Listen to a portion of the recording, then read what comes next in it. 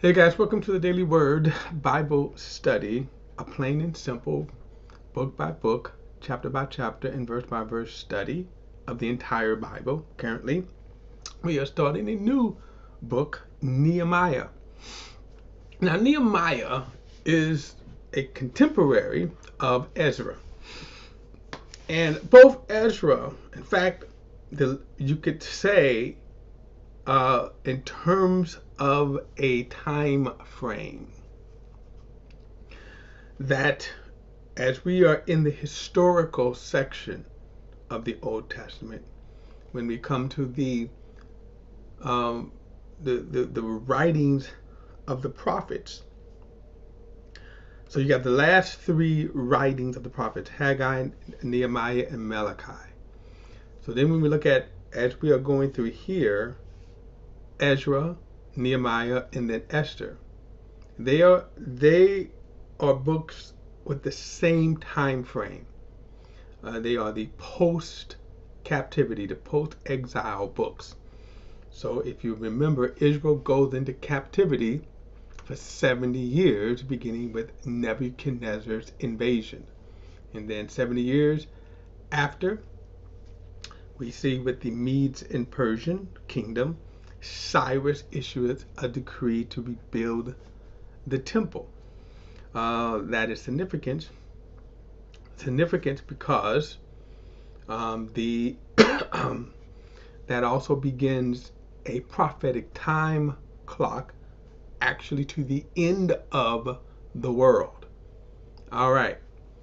But of course, we're not there yet. And when we get to the book of Daniel again, we will study the book of Daniel for more explanation of that. And I did somewhat talk about this, I believe, in the beginning of the book of Ezra, if you want to do sort of a recap, the book of Ezra, to kind of bring us, again, where we are time frame wise. So, Nebuchadnezzar completely destroyed Jerusalem and the temple, okay? Deported Israel. So at the time, about 80 years before, the northern kingdoms were destroyed, and then they were deported to the kingdom of Assyria. But Nebuchadnezzar, remember, conquers the entire world. As far as the kingdom of the northern, southern kingdoms, the kingdoms of Judah, they were deported under Nebuchadnezzar. This is where you get Ezekiel. You also get Daniel. Okay, his lifetime is doing this 70 years. And as the 70 years is coming to an end, he is reading the book of Jeremiah. And he is, he's, of course, through Revelation, he realizes, well, wait a minute, this prophecy is going to come to pass. So this is what you will get in the 9th chapter of Daniel. All right. So now when we come to Ezra, one of the things that Daniel prophesied is that Cyrus would issue the decree. Now when we come to Ezra, Ezra and Nehemiah, again, a complement. They don't necessarily know each other. They're really, in some respect, on two different they really are in two different areas of the kingdom. They probably get to know each other. It is possible they might have known each other before, but they get to really kind of know each other because they come back after the exile. So Cyrus issues the decree, and Cyrus really is a man of faith. He recognizes the God of heaven, who is the God of Israel, and where his part is going to play in that. So he issues the decree. Now, the way these kingdoms work, you have to also understand that they cover a lot of land. And so it's divided up into areas, and then of course they put leaders over there. Ahasuerus, the king, is over the Judah and the Israel area. And that's kind of where his providence is. But Darius is sort of over all of them. And so when the issue to repopulate Judah, okay, and then Jerusalem, you have people who had filtered into the land during this 70 years. Now, at the end of Ezra, we know that even the Jews started to marry some of these people. The priests were the most guilty. Later, this is what you would become the Samaritans, this mixture of Assyrians and those in the Assyrian kingdom who married Jews. And then over generations, they even formed a sort of rival Judaism, as it were, their own religion that they kind of adhered to, and said that that they were also the descendants of Abraham. Okay, we won't get off into that. But they oppose, and we're going to kind of see this. They oppose the Jews. They oppose the Jews from rebuilding the temple. They create much opposition. In Ezra, you remember, they write a letter to Artaxerxes, the king, and he actually stops the building of the temple. And then, of course, and he stops it for several years. I don't know exactly how many years, but he stops it for several years. And then we don't know, as when they Ezra and them, they write the letter back saying, hey, Darius is the one who was on board with this. And after they found out, at the Artaxerxes, the king, he finds out, then he jumps aboard. So you kind of had this, and a lot of these kings, we'll get more of this when we get into the book of Esther. But he gets into, some of these kings can be not always wise because of the lack of information. Okay, now as we get into Nehemiah, now again, when we talk about the writings of these books, now Ezra is believed to have wrote a lot of the Old Testament, speculation. Nehemiah is going to actually, he is in the king's service, which is interesting in itself. He's in the king's service. And again, as he becomes more familiar with the Jews, again, God opens his heart. He actually then gets on board. He is going to give Nehemiah, and Nehemiah is going to become a leader of the Jerusalem. Now, the difference between Ezra and Nehemiah, Ezra was a priest.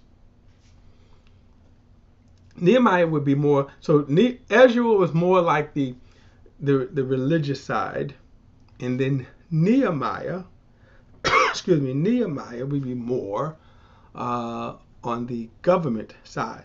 Now, I only bring that up only to kind of show you in the world that there's always been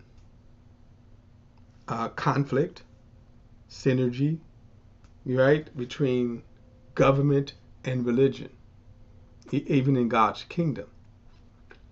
Think about this. In God's kingdom, you had the king, you had the prophet, you had the priest. So who ruled the nation? Well, the king did, but the prophet was the voice of God. The priest handled the religious side, the worship side. Okay, so now when we come to the post-exile, and remember, the post-exile The post-exile, things have changed and have never gone back to the good old days, if you want to call them that. Now, what were those good old days? Uh, Israel's journey from Egypt, because remember, you start with Abraham, then you have Isaac, and then Jacob. Jacob with his 12 sons over decades end up going to Egypt. 70 of them went down to Egypt. That generation died. So Jacob dies, Joseph died, and then the next generation die off, and then you just have 70 as they begin to populate and grow. Egypt, the Egyptians see that and says, oh man, these people are trouble. So one of the things they did was, let's enslave them. So 400 years later, Moses comes and delivers them out of the bondage of Egypt. One of the first things that Moses did is establish a religious order, religion, service, worship. I take that back. He doesn't. It is religious, but worship. Okay, so that's in the form of the tabernacle. The first thing he does, while they were in the wilderness, really just on the other side of the Red Sea. We go through the period of the judges. After Moses passes away, you have this period, 5, 10, whatever years. You have a short period of time of Joshua. And then after Joshua, you go into the time of the judges, about 400 years, 400, maybe 50 years. And then at that time, that's when the kings begin. The kings begin. The period of the kings. Saul being the first king. Samuel being sort of the last judge. He was a judge and a prophet, so the last judge. During the time of the judges were just leaders, magistrates, not necessarily kings, but they were leaders. And oftentimes they would travel around and adjudicate. But the king, when Saul comes along, he becomes the actual king. He is now the sovereign ruler over the nation.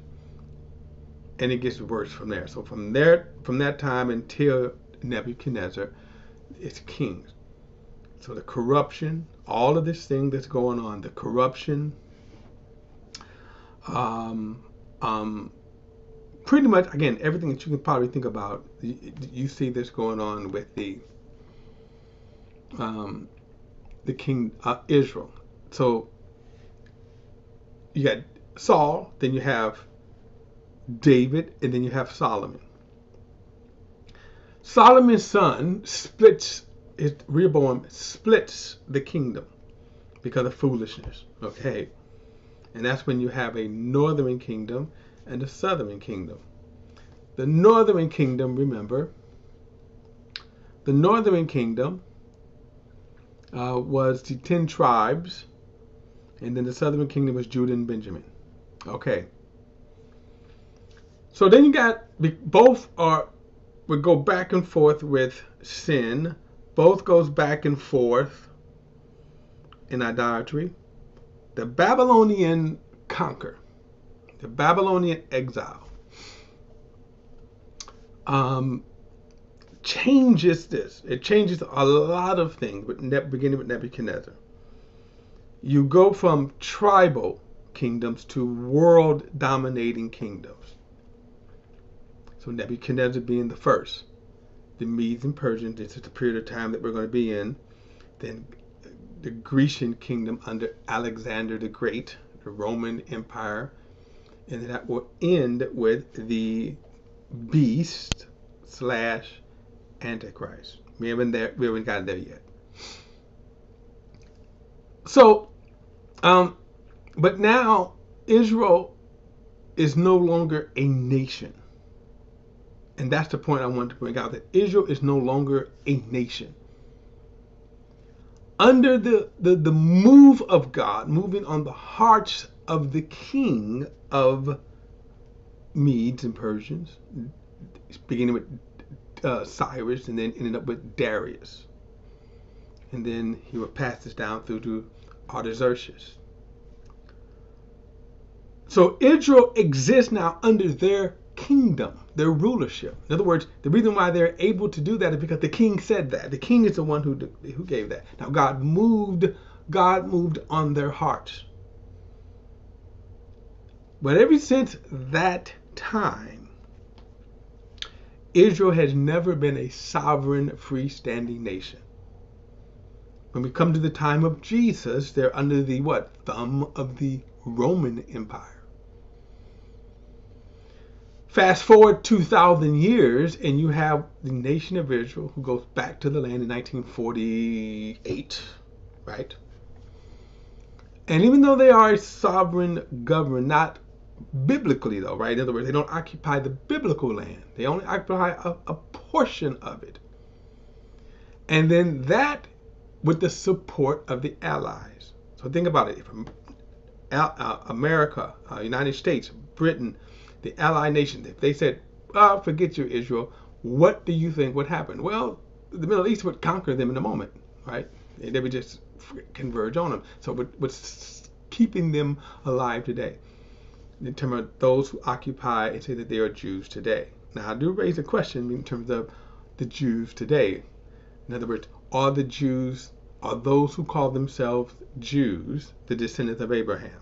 Just a question at this point. Okay, but my point is that, as you can see, they're still not, in a sense, a sovereign nation. And I'll add sovereign nation under God, because Israel today, the people who occupy the land today in terms of Israel, okay, they're not following God. They're actually cut off. Scripturally, they're cut off from the covenant of God. Okay, so all of this has to kind of come in mind. So from Nebuchadnezzar, the 70-year exile, things have changed for Israel. All right, so now under Ezra rebuilds the temple. Now Nehemiah is going to go and rebuild the walls of the city. And he, along with the other leaders, along with Ezra, will set up the nation of Israel, and this is under God to a point, because they're still under they are allowed to exist within the Medes and Persians, okay? But they are the king is going to allow them to have their own worship. A lot of nations, like even Nebuchadnezzar, all of them didn't mind so much as they could worship whatever you want. Just even the Roman Empire didn't care about who they worship, just as long as you remember, like in fact, Rome is God and all these other nations. Okay, so again, it's important to kind of keep that in mind as we move forward. Kind of keep that in mind, kind of this backdrop of what's going on in the nation at the time. It's changed for them 100%. And also remember this, out of the millions who once occupied the land of Israel, only about 50,000 comes back. We're going to see that in a moment. But only 50,000, only a fraction. Like I say, everything has changed. All right. Don't forget to like and share this video and subscribe to BP, the Bible Perspective. And as always, if you have a thought, a comment, add it to the comment section below. All comments are welcome. Don't forget to hit that subscribe button. I'll see you in the next study.